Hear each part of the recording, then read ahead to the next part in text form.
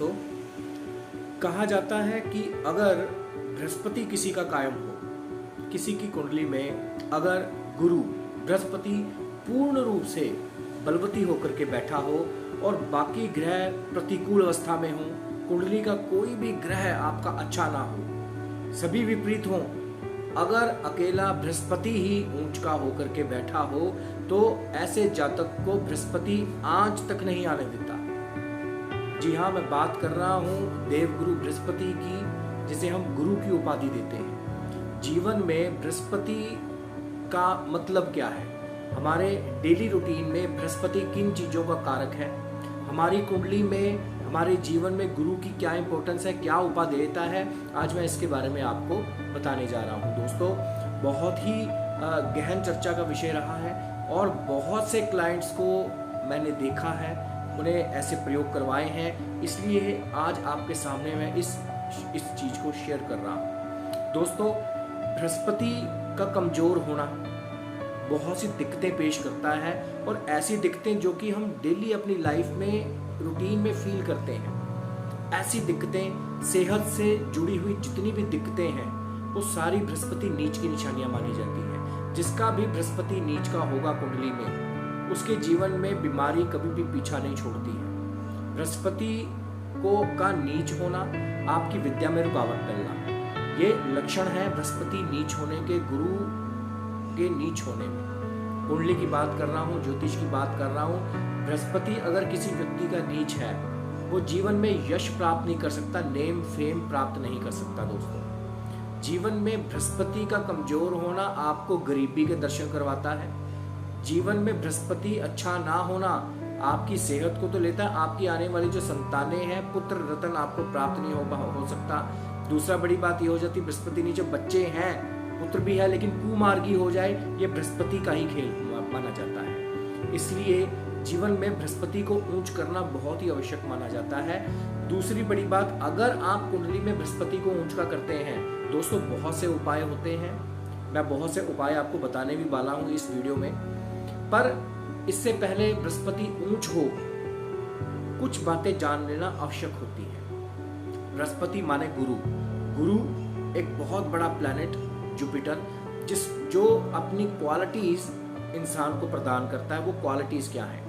विद्या के क्षेत्र में, राइटिंग के क्षेत्र में ऐसे व्यक्ति बहुत नाम कमाते हैं, अच्छे राइटर माने जाते हैं। प्रोफेसर्स वही बन पाते हैं, टीचर्स वही बन पाते हैं जिनका बृहस्पति अच्छा हो, कायम हो कुंडली में। विद्या से संबंधित जितने भी काम हैं, चाहे वो कोचिंग इंस्टीट्यूट्स हैं, चाहे किसी भी प्रकार का ज्योतिषाचार्य बनना चाहते हैं, कोई कोर्सेज करना चाहते हैं ज्योतिष से जुड़े, ये गूढ़ से गूढ़ विद्या को प्रदान करने वाला ग्रह माना जाता है। दोस्तों, दूसरी बड़ी बात, जीवन में धन संचय कभी भी देखते हैं कुंडली में तो सिर्फ और सिर्फ बृहस्पति के माध्यम से देखा जाता है। जिसका बृहस्पति अच्छा कुंडली में, वो जीवन में धन के अभाव में कभी रह ही नहीं सकता, उसको धन प्राप्त होगा ही होगा। वो अलग बात है कि विलासिता की चीजें जो होती हैं वो शुक्र से प्राप्त होती हैं, लेकिन एक होते हैं वो लोग जो धन को जोड़ कर रखते हैं, जिनके जीवन में स्थायी धन जो होता है स्थायी रूप से स्थापित रहता है। स्थायी मतलब कि काफी पैसा जोड़ते हैं, जोड़कर कुछ अच्छी चीज, एसेट जो है वो निर्माण करते हैं। ऐसा बृहस्पति की अंतरदशा, महादशा में भी प्राप्त होता है अगर बृहस्पति ऊंच का है। बृहस्पति को ऊंच करने के लिए बहुत से अच्छा विद्या प्राप्ति में मैंने आपको बताया, जिनके बच्चे पढ़ाई में कमजोर हैं, ये उपाय उन लोगों को जरूर अपने बच्चों को करवाना चाहिए। और आप भी अगर अपने बृहस्पति को ऊंच करना चाहते हैं, जिससे कि आपकी हेल्थ पार्ट बृहस्पति से बहुत ही जोड़कर देखी जाती है ज्योतिष में। अपनी जीवन के जितनी, खासकर दमा, सांस की बीमारियां बृहस्पति जिनका कमजोर को होती हैं, फेफड़ों से संबंधित बीमारियां भी कई बार देखी गई हैं। तो दोस्तों, ओवरऑल अगर हम निचोड़ निकालते हैं बृहस्पति का, तो बृहस्पति एक ऐसा ग्रह है दोस्तों जो कि जीवन में आपको धन धान्य से परिपूर्ण करता है, संपन्नता आपके जीवन में लाता है, आपको खुशमय जीवन प्रदान करता है। और ये भी मुझे कहने में गुरेज नहीं है कि आपके गृहस्थ जीवन को सुखमय बनाने में भी बृहस्पति का योगदान है। बृहस्पति की दृष्टि अगर आपके सप्तम भाव या आपके विवाह कारक पे पड़ रही है तो आपकी जिंदगी, वैवाहिक जिंदगी बहुत अच्छी जाने वाली है। बृहस्पति से ही जीवन में गृहस्थ सुख भी देखा जाता है। बहुत से ऐसे कुंडली विशेषकार भी होंगे या बहुत से ऐसे टीकाकार भी हैं जो शुक्र को देख करके चलते हैं, क्योंकि शुक्र को शादी ब्याह का कारक माना जाता है। लेकिन बृहस्पति की उपादेयता भी कुंडली में बहुत ही महत्वपूर्ण मानी जाती है। शादी ब्याह ग्रह कलेश को दूर करने में बृहस्पति बहुत ही सहायक रहते हैं। और जिनकी भी कुंडली में डिवोर्स के या दूसरी शादी के योग बनते हैं, उनका अगर बृहस्पति कायम हो जाए या वो अपनी बृहस्पति को बहुत अच्छा कर लें उपायों के द्वारा, उपाय होते ही आपके लिए हैं। उपायों के द्वारा इंसान वो प्राप्त करता है जो कि जीवन में उसके नहीं है। ये एक प्रक्रिया है जो कि हर कोई व्यक्ति संपन्न कर सकता है और मनचाहा लाभ जो है वो प्राप्त कर सकता है। जीवन में गुरु होना आवश्यक है। जीवन में जीवित जागृत गुरु अगर किसी के जीवन में हो, सिद्ध गुरु किसी के जीवन में हो, तो अपने आप में नवग्रह दोषों से व्यक्ति को मुक्ति मिलना संभव है, पहली बात। दूसरा, अगर आपके जीवन में कोई सिद्ध उच्च कोटि के गुरु नहीं है तो व्यक्ति को जीवन में ये प्रयोग जरूर संपन्न करना चाहिए। जो लोग इच्छा रखते हैं धनवान होने की, जो लोग इच्छा रखते हैं अपने बच्चों को अच्छे संस्कार देने की, जो ये इच्छा रखते हैं कि हम जीवन में हेल्दी रह सकें, हेल्दी रहेंगे तो जीवन के भोगों को भोग सकेंगे, अन्यथा आप बीमार हो करके कोई भी आप जीवन को अच्छा भोग नहीं सकते। तो दोस्तों, यह प्रयोग मैं आपको करवा रहा हूँ, इसको कर लीजिए। मैं समझा रहा हूँ, 2-3 प्रयोग मैं आपको बता रहा हूँ। सबसे पहले बृहस्पति को ऊंच करने का एक खास उपाय है, साबुत हल्दी मिलती है, गांठ वाली हल्दी जिसको बोलते हैं, वो ले लीजिए।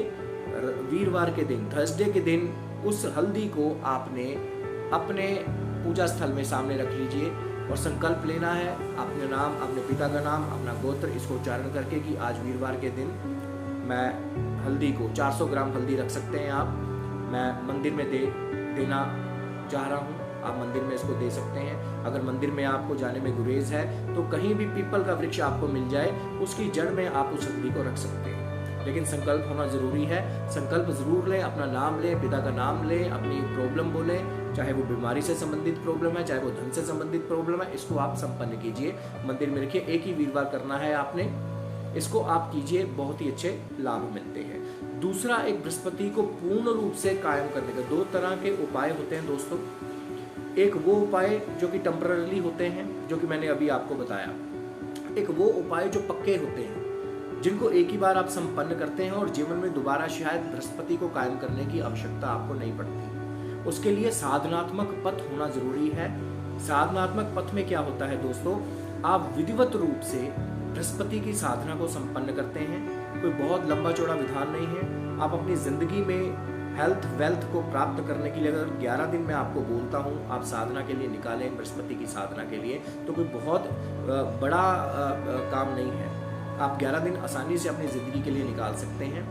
इन 11 दिनों में पूर्ण विधि विधान के साथ बृहस्पति यंत्र को सामने रख के आपने बृहस्पति से संबंधित जो दिव्य मंत्र है उसका उच्चारण करना है।